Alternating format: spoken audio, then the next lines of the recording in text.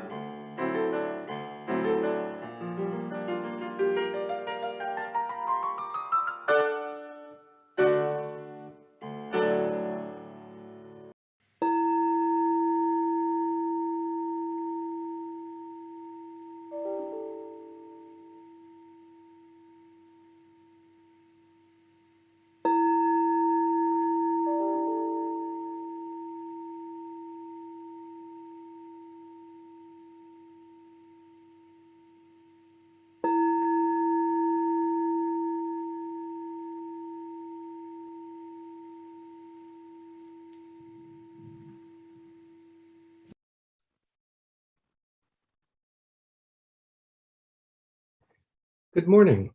Welcome to the First Religious Society Unitarian Universalist in Newburyport, Massachusetts. My name is Vernon Ellis, and I am your worship associate today. We are glad you have joined us for our worship dedicated to the work and commitment to becoming an anti-racist congregation. This work started in earnest after the murder of George Floyd in May 2020. A group of 50-plus FRS parishioners were outraged and vowed to work together to become anti-racist advocates. A core team formed and focused on three perspectives: within, looking at the individual; among, with the congregational focus; and beyond, a community focus. One of the initial things that the team did was to create the video, "Hate Has No Port Here." This service is an invitation to you to join us in the work we have been doing. We hope you will remain open to inspiration, learning, and meaning through the service. We come together as a church community, online and in person, committed to love, peace, and justice. Our core values are authentic connection, courageous action, love, spirituality, and wonder. Our mission and our invitation to all of you is to come as you are, journey together in love, act with courage, transform our world.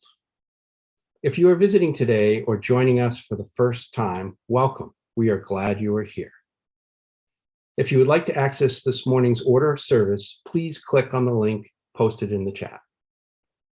If you're having difficulty hearing anything during today's service, please check your Zoom audio settings. You can find these by clicking on the little arrow next to the unmute button, but please be careful not to unmute yourself by accident. In the audio settings menu, drag the slider for speaker volume to the maximum. An online folder with 2 images are being shared in the chat now that can guide you. I'd like to draw your attention to the many events and activities going on here that are listed in your order of service. In particular, I invite you to join us this afternoon for the opening concert of this year's Wilson Music Series. Today, the program features organist Nicole Keller. You can purchase tickets to this online-only event using the link on the poster printed in today's order of service. It's no small thing that we have gathered today, so let us celebrate our time together. I welcome one and all to our church and to our worship service. Thank you. It's great to be together. Good morning, everyone. It is indeed great to be together on this cold January morning. Before I offer our call to worship, I wanted to offer a brief update for the Marazzi family who is living in the parish hall temporarily. It has been amazing. They arrived on Wednesday at 5 o'clock, and the last several days have been kind of a blur of activities, all good. To highlight just a few of them, I wanted to let you know that the parish hall is warm and full of life, and it has rugs and beds and stuffed animals and 9 children running around, along with 2 very grateful and dedicated parents. I cannot thank all of you enough for everything you've done to make this happen.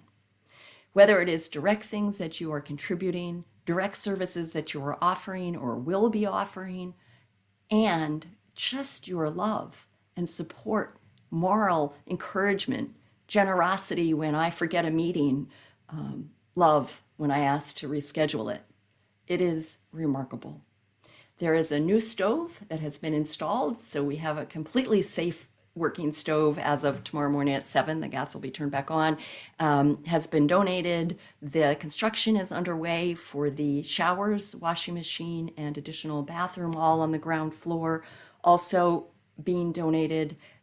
Again, the generosity of our community and the community at large is remarkable. They're receiving health care again, contributed services and care. The father will be getting eyeglasses this week. The children start school on Thursday, and I could go on and on.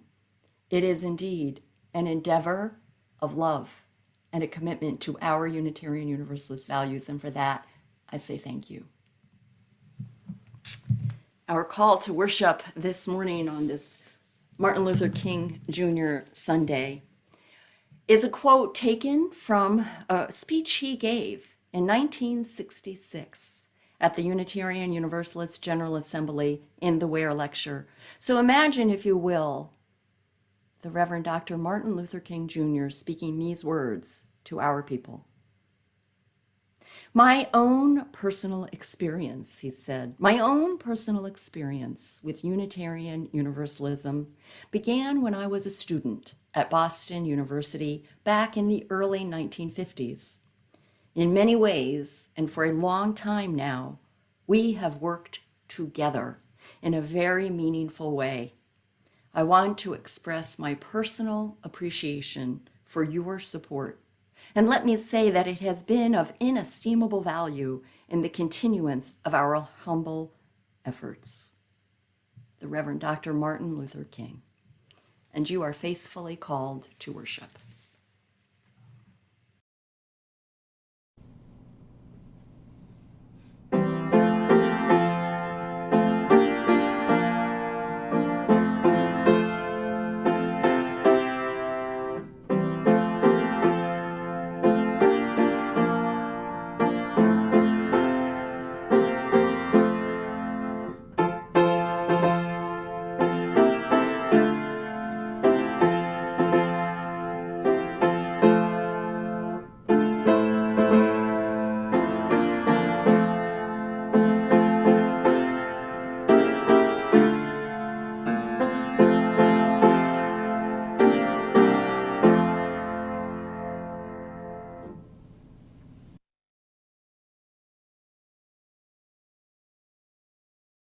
Please join in saying our chalice lighting words as I light the chalice.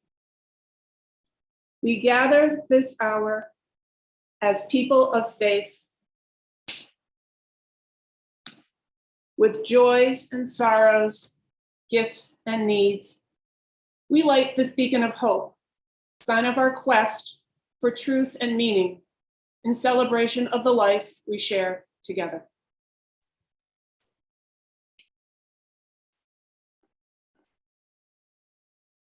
Each week, we also light 2 candles of peace, representing 2 places on earth we lift up and remember as a sacred encounter with our world.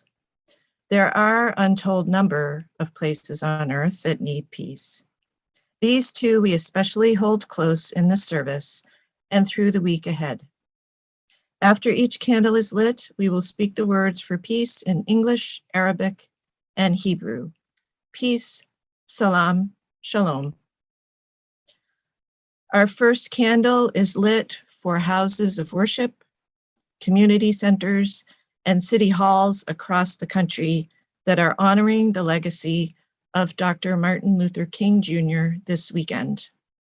May each of us pause these days and every day to recall Dr. King's work for justice, to reflect on all that is yet to be done, and to discern what we ourselves can do in the ongoing work.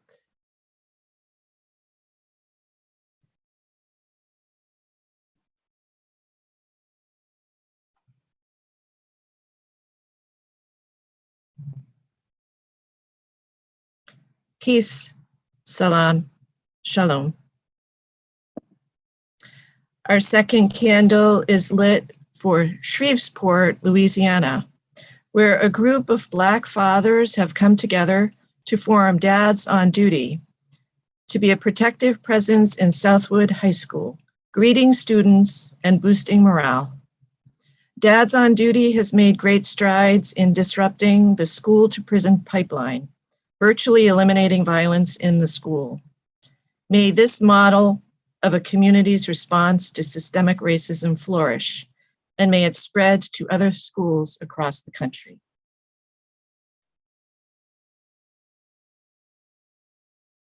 Peace, salam, shalom. We will now join together in our first hymn, number 347, Gather the Spirit.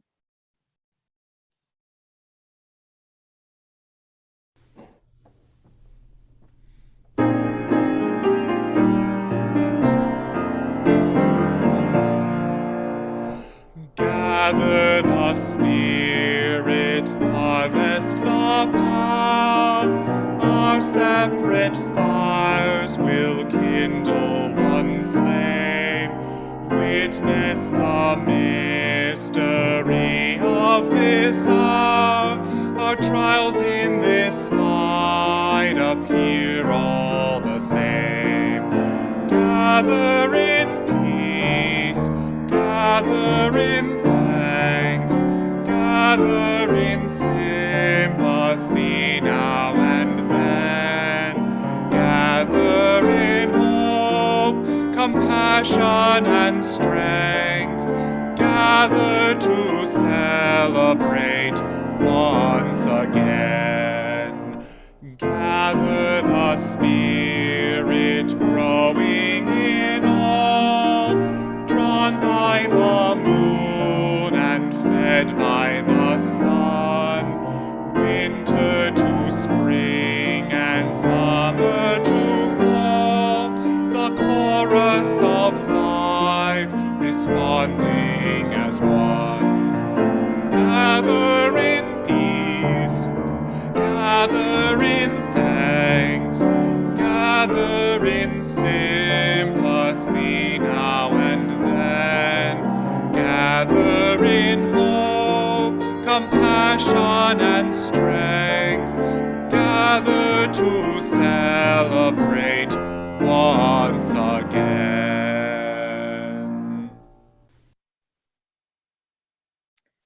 Let us now join our voices in our affirmation of faith.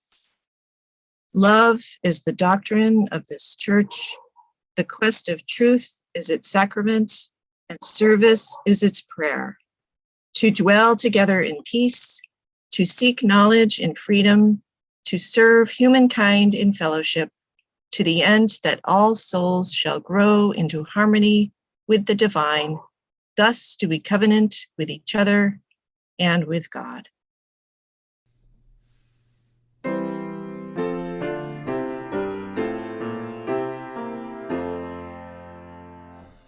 From all that dwell below the skies, let faith and hope with love arise. Let beauty, good and truth be sung through every land by every tongue.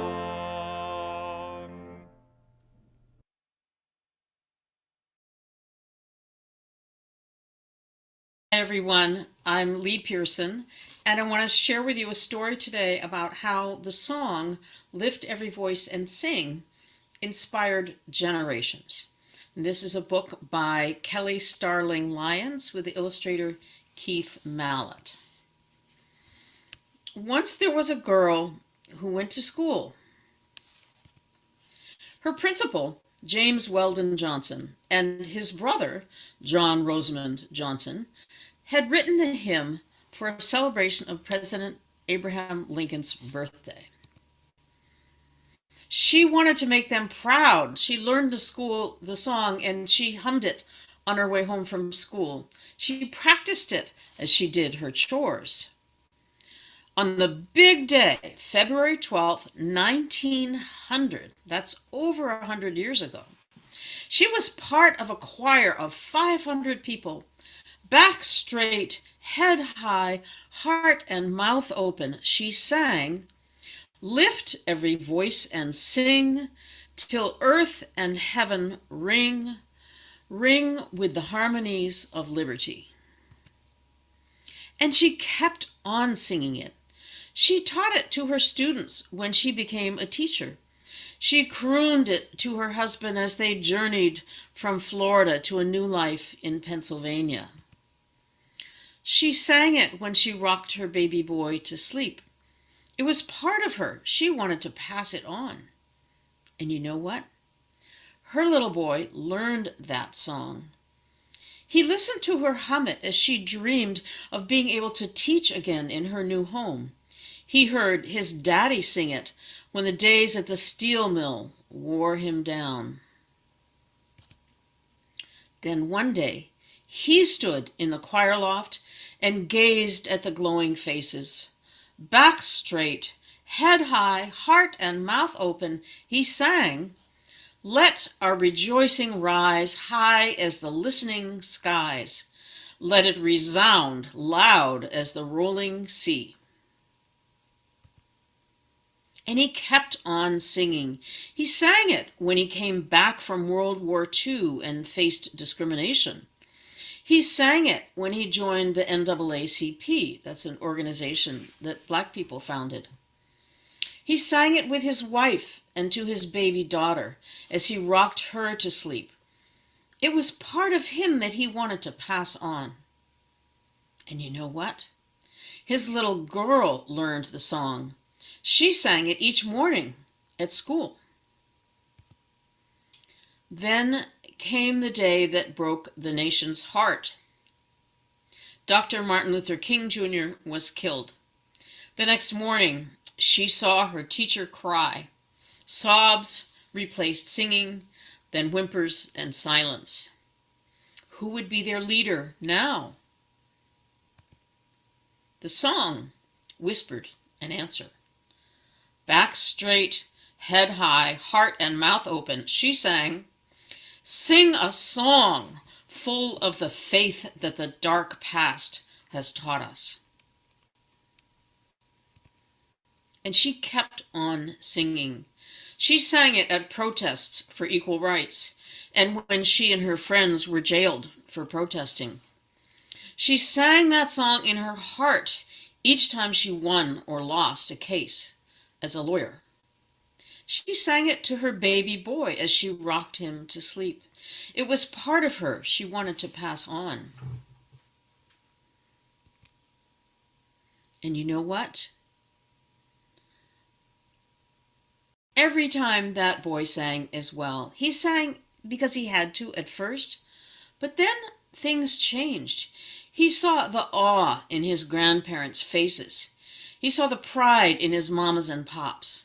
Back straight, head high, heart and mouth open, he sang, "Sing a song full of the hope that the present has brought us." He sang it at his college graduation. He sang it when he opened his first business. He sang it at rallies to stand up against racism. He sang it holding his wife's hand at Black History programs and when he rocked his daughter to sleep. It was part of him he wanted to pass on. And you know what? His little girl learned that song. And on another big day in September 2016, she stood in a crowd of thousands along with her mama and daddy, President Obama, the First Lady Michelle Obama, and generations of one family rang the freedom bell. A dream that was born a century ago, 100 years ago, in this song to honor Black lives and contributions had finally come true. In Washington, D.C., the National Museum of African American History and Culture was officially open. As the Washington Monument pierced the sky, that little girl stared at the bronze building, majestic as a crown. As bells around the nation tolled in triumph, she heard a voice rising too, clear and strong. It was a song she had heard her parents sing. Back straight, head high, heart and mouth open, she sang, "Facing the rising sun of our new day begun, let us march on till victory is won." And you know what? That song is part of our whole country. Black people sing it when they score a victory, when tough times get them down. They sing and think of all the people who sang before them, who carried on and pushed forward even when everything was against them. They sing and remember they never stopped believing. So keep singing, keep pushing, keep passing it on, and keep on keeping on.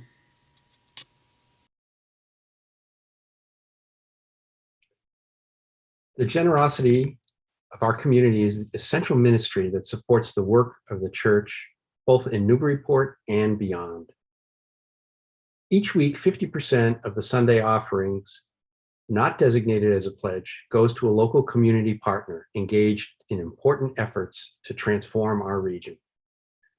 The January collection supports Community Service of Newburyport, which supports a food pantry, clothing, emergency relief, and referral services for people in need in Newburyport, Newbury, and West Newbury. In addition, they run the holiday gift bag program for children and seniors, and in the summer provide 2 weeks of summer camp for deserving children. If you would like to make a contribution, please use the link in your order of service. You can also make a contribution by text, and of course, you can always mail a check to the church as well. The offering will be gratefully accepted at this time. This is a time in our service each week where we lift up the joys and the sorrows of our beloved faith community. Barbara Garness, our pastoral care associate, will light the candles as I read what has been shared with me in advance of today's service. If you would like to share a joy or a sorrow to have read in the service, you can always email it to betweenus@frsuu.org or to me directly. This morning we light a candle of love and concern. Annie Maurer asks that we hold in our hearts her dear friend and our beloved, Nancy Evans, who suffered a devastating stroke just last week. She is now at High Point Hospice in Haverhill, where she is being visited and surrounded by loving friends and family. Annie writes, all who know her gentle spirit and generous heart. Our thoughts are with her son Paul as he deals with this terrible situation. We also light another candle of love and concern and care. We ask that you hold Carroll and Stan Kilty and their family in your thoughts and prayers as they have made the decision to start hospice at home for Stanley. They are treasuring time with their children and grandchildren, and do ask that they appreciate your cards very much, but that you refrain from calls or visits at this time, and just continue to hold them in love. Lisa Johnson asks that we light a candle remembering her father, Dick Johnson, a man of great integrity, who peacefully passed away this morning, which at that time was Friday, January 14th. Lisa shares that the family was able to be with him, and as Lisa's brother Scott so perfectly said to their father, "We cannot go with you, but our love can." He lived and died surrounded by love, and we will miss him. We also light a candle of love and sorrow and concern and ask that you hold the Carroll family in your thoughts and prayers. Charlie Carroll, husband of FRS member Joanne Carroll, passed away on January 15th at Anna Jake's Hospital with his family by his side. He had had an interstitial lung disease for several years, and he would have celebrated his 88th birthday on February 27th. We hold all of that family in our love and care. And we light one final candle, as we do each week, for all of the sorrows, all of the concerns, and all of the joys that, although unspoken, are held in just as much love and care. I invite you now into a spirit of prayer, meditation, and centering. This morning I'll share words written by Kristen Harper, a prayer that speaks what is essential and appropriate for this day and these times, entitled The Darkness Divine. The Darkness Divine. God resides in depths of darkness, as in the light of sunbeams. The moon shines brighter, surrounded by night, and life is secure in the black waters of the womb. As the night sky littered with stars demonstrates again and again, there is beauty in darkness and beauty in light, one no more brilliant than the other, one no more necessary than the other, one always complementing the other.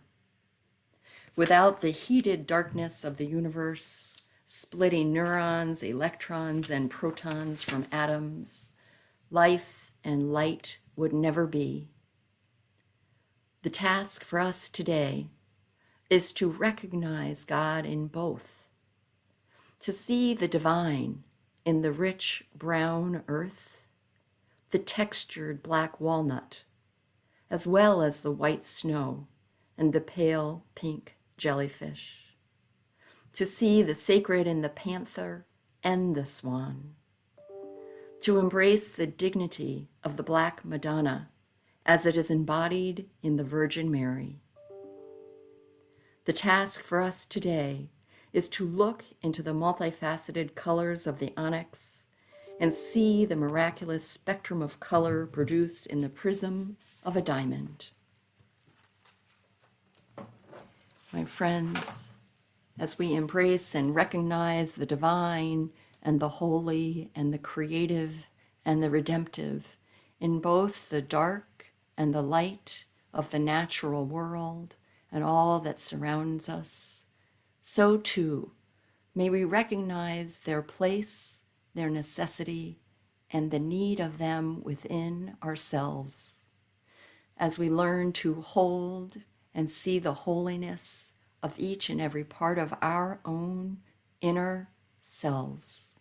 We can bring that peace, acceptance, openness, and love to the world.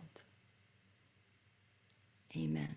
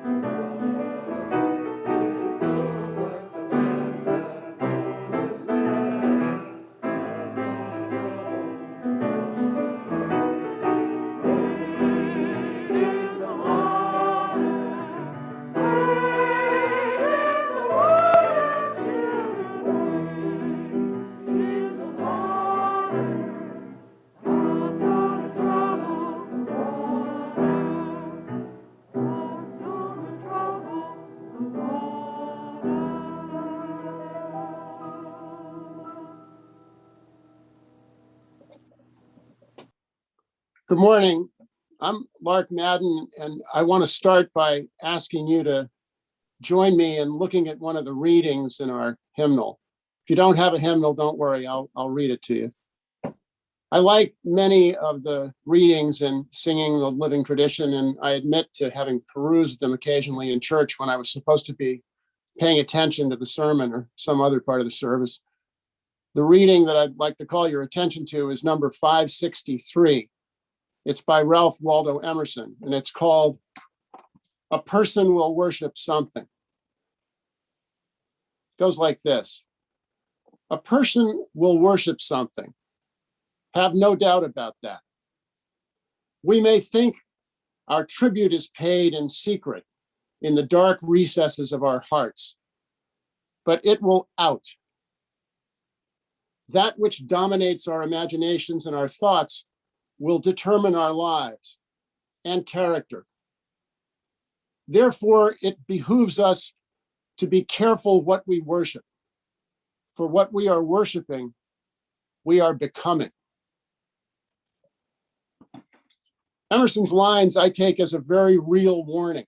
Be careful what you value, what you worship, what you decide is really important, because as he says, it will out. Some of the most important experiences I have had at FRS came by way of an invitation. Over the last 30 years or so, I've gotten a lot of invitations. Some made me stretch and take risk. Some made me uncomfortable. Some helped me to see the world and human relationships in a different way. Almost all invitations I accepted deepened my connections to FRS folks. That's one way this place works. You'll get an invitation. You have to consider whether it's something you want to spend time on and say yes or no. Nobody tells you you have to do something here. That's one of the main reasons I like this community. It all starts with an invitation. As the first few months of the pandemic unfolded, Julie Parker Amory invited the congregation to participate in something called Seeing White. My wife Annie and I accepted. Seeing White is a multi-chapter series of podcasts created and led by journalist John Bewins and his colleague, Dr. Chenjerai Kumanika, in which the long history of chattel slavery, racism, and white Western European and American colonial domination and exploitation of African and Native American people is presented. Further work covers more recent US history, including more on slavery and on Reconstruction, Jim Crow, and other contemporary developments. Seeing White endeavors to help participants understand how to recognize whiteness and to become much more aware of the structural and inherent nature of belonging to and participating in the white economic and cultural system. I believe it helped me to better understand and recognize racism. Listen, I don't think I'm very different than other people my age. I knew from a very young age that Black people were mistreated and marginalized. I was always aware that I was lucky compared to many Blacks in America. I grew up in segregated Northern Virginia, and my parents were liberal and progressive folks who cared about these problems and discussed them with me and my siblings. But just as George Floyd's murder recorded on video and broadcast to the world did, Seeing White tore the cover off of my sort of comfortable distance from racism. And that experience also led me to be interested in doing some additional work. Part of that work is a new learning opportunity here at FRS called Living the Pledge. Living the Pledge is another chance to study not just the foundations of racism, but what we can actually do about it.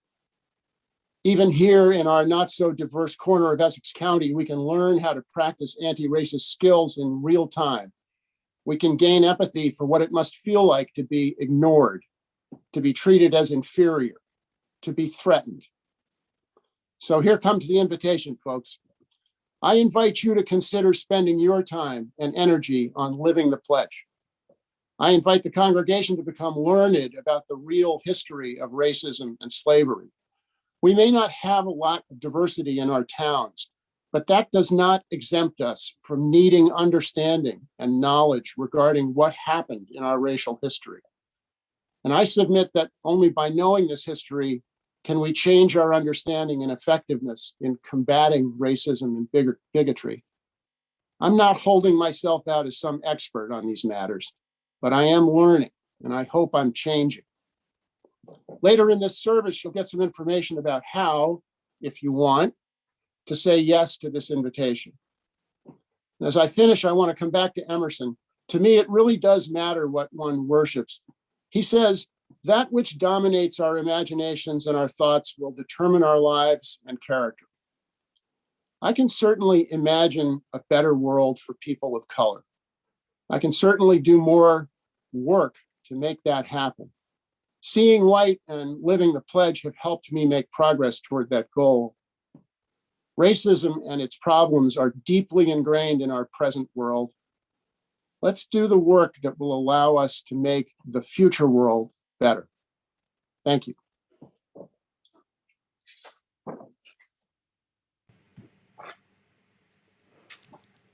Thank you, Lark.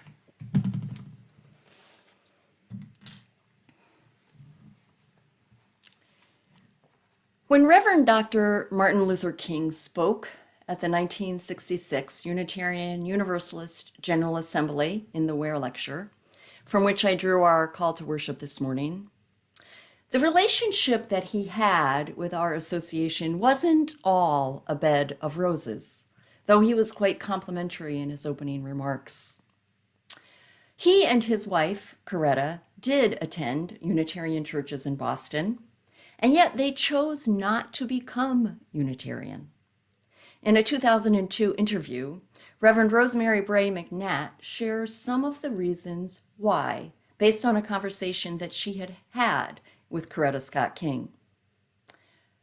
In addition to the challenges that the Kings had with integrating their Christian theology or feeling that their Christian theology was welcomed in our congregations, Reverend King knew that he likely would not have been called to serve as a settled minister at one of our churches.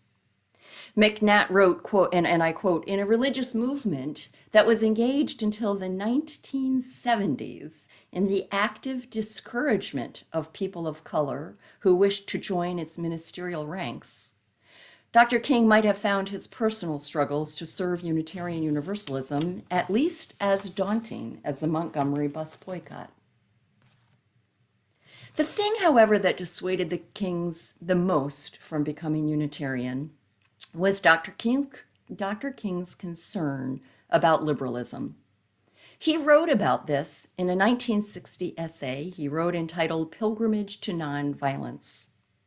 And I'll quote, Dr. King wrote, "There is one phase of liberalism that I hope to cherish always, its devotion to the search for truth, its insistence on an open and analytical mind, its refusal to abandon the best light of reason.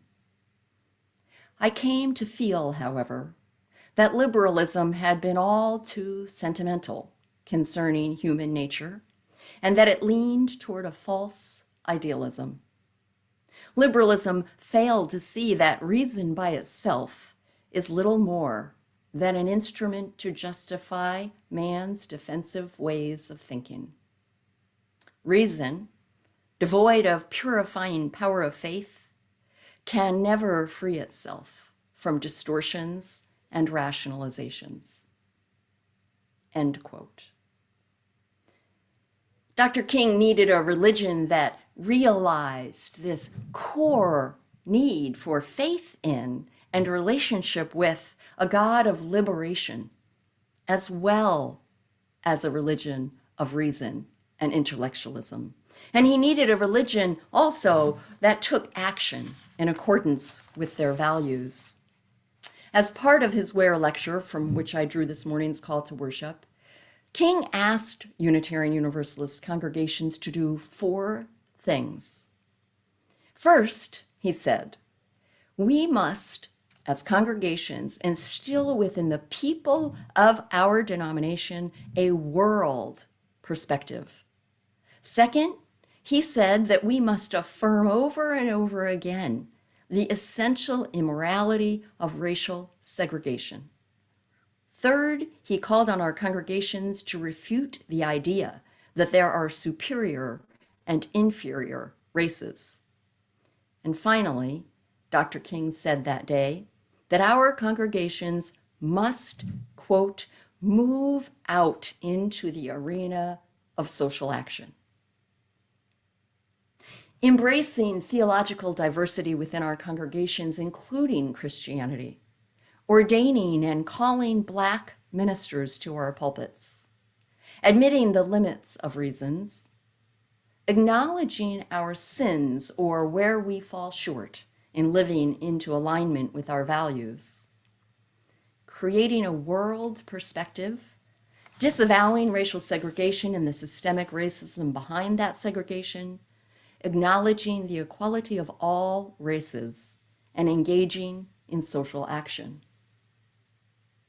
How are we doing on those 8 challenges that Dr. King posed, that he deemed necessary to overcome if we are to genuinely create beloved community where diversity is embraced in all of its forms and where we are changed by each other's differences, no longer asking people to become just like us?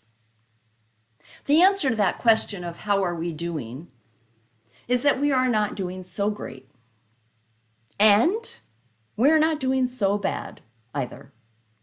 We are taking steps and making real change.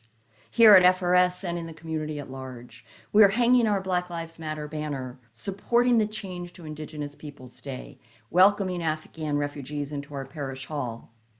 Equally so, we are doing all of those things in partnership with others in the community. We are not acting like saviors, nor the lone people that are out there working for justice. We are part of circles of people and organizations also concerned about addressing racism and creating the beloved community within our city and beyond. Now, we're inviting everyone to join in supporting Living the Pledge and to participate in a group as you are able. At some point soon, this year or next, we will also be taking a vote as a congregation whether or not to become officially an anti-racist congregation. People have asked, what does that mean? And we've engaged in dialogue with other congregations, the Unitarian Universalist Association, and other organizations committed to being anti-racist, looking for that clear definition. What does it mean to be an anti-racist congregation? And guess what? There's no cookie cutter answer. It is up to us. It is up to us to decide what it means for us here to be an anti-racist congregation. That is the beautiful and the hard truth. We need to grapple with that question. We need to define what it means to us as a congregation, committed to anti-racism, just as we are to climate justice, and serving as a level 2 sanctuary congregation, both of which were voted on at annual meetings. The good news is that the process of discerning and stating what our commitment to anti-racism includes and how we're going to hold ourselves accountable will itself deepen our commitment to this work, to each other, and to this congregation.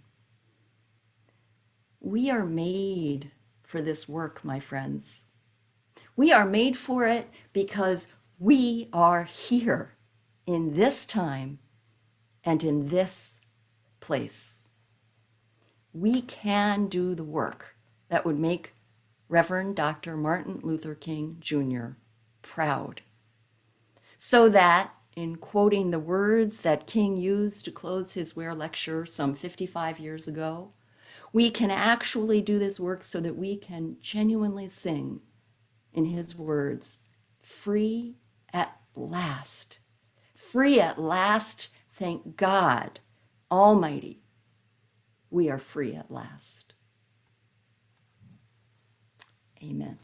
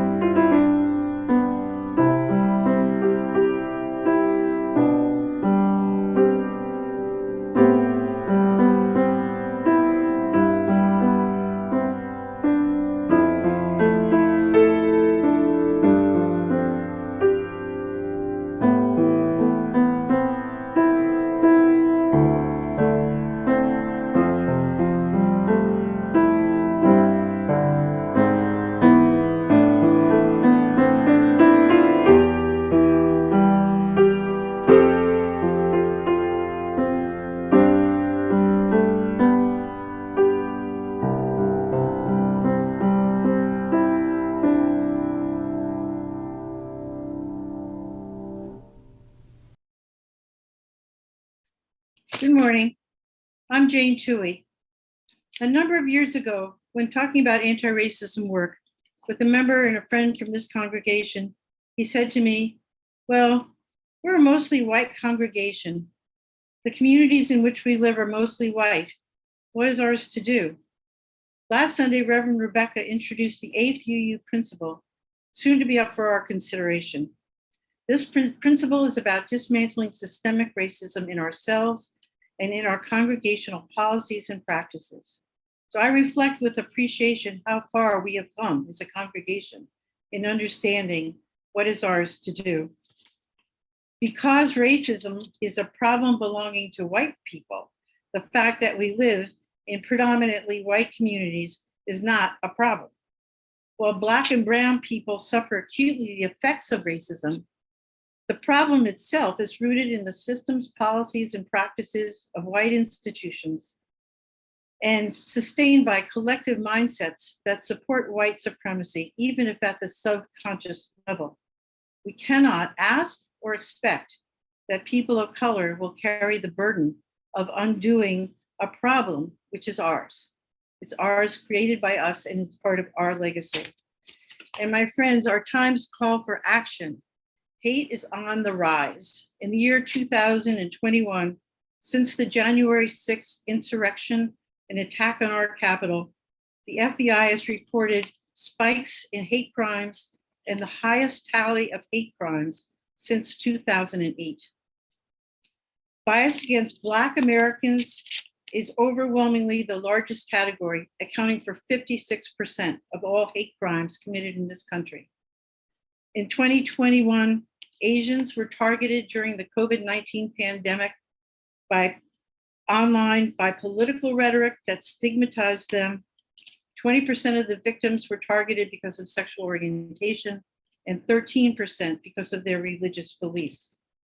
Yes, we live in a predominantly white city and white communities, and each one of us has circles of influence. We have friends, we have families, we have neighbors. Many of us do volunteer work in our communities. Some serve on nonprofit boards. Do these organizations need to become more diverse so that we can become a more welcoming city? Can you be one to push to go beyond token representation of a few people of color to adapting the lens of equity and really making equity central to the mission and the services of the organizations to which you belong? Real change can happen when that shift occurs. We can be role models.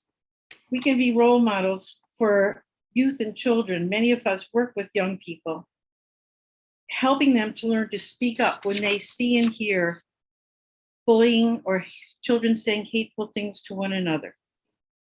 Living the pledge, the classes will prepare you, if you choose to join, prepare you by speaking up when you hear or see racist comments and behaviors. And it will encourage you to look with new eyes around your own life and find those opportunities where you can influence and make real change. In terms of a time commitment, if you choose to join us, the Living the Pledge program, the classes consist of 6 modules of 2 hours each. So the time commitment is 12 hours. And the classes will be offered by Zoom in February and March. As Lark and Reverend Rebecca have said, LTP is a learning experience that supports our intellectual grasp of the history and structure of racism. And it is also a platform that we can stand on to support one another as we move through the difficult emotions that do arise when we face this 400-year history. James Baldwin once said, facing a problem does not necessarily mean resolving the problem, but no problems have been resolved which have not been squarely faced. Ultimately, for me, participating in LTP so far has been a really hopeful experience, because for me, hope comes from going beyond words and taking effective action and doing that together. I'm a partner in a firm called Cambridge Hill Partners, and I've been involved in diversity work for 25 years now. I can say that this is the best program of its kind in which I have participated. I've come to understand that faith is not about beliefs. Faith is about how we live our lives. In stepping up and becoming active anti-racists, we will also be developing our spiritual capacities, the spiritual disciplines of showing up, of being present, and standing up for our beliefs. So come, join us. In this time of COVID and continuing uncertainty, being part of an LTP class will give you an opportunity to connect with fellow FRS members and friends in new and meaningful ways. The poet Denise Levertov writes, "We have only just begun to know the power that is in us if we could join our solitudes in the communion of struggle." Here's how you can join. To join an LTP workshop, sign up using the link in the chat, the order of service, or the FRS website latest news section. If you have any questions, please contact Julie Parker Emery. Reverend Rebecca will now read the words of the pledge. As you listen, please listen with the intent of bringing the pledge to life in your own life and in the shared life of our beloved community. Thank you. Thank you, Jane. And thank you, everyone. And as we're bringing these words to the screen, I just want to say that this is the start of a conversation. When we say that we'll be having the congregation voting on becoming an anti-racist congregation, we're not going to do that in a silo. This is how the conversation begins. I invite you to get involved, to help us discern together who we are as a congregation, what our commitments are, and who it is that we are becoming, who it is indeed, and what it is that we are worshiping. So listen to these words. This is the pledge to end racism.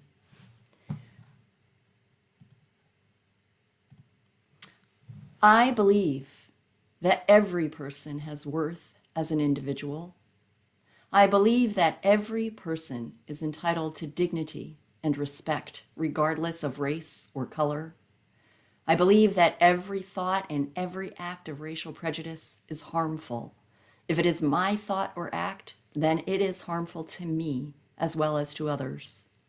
Therefore, from this day forward, I will strive daily to eliminate racial prejudice from my thoughts and actions.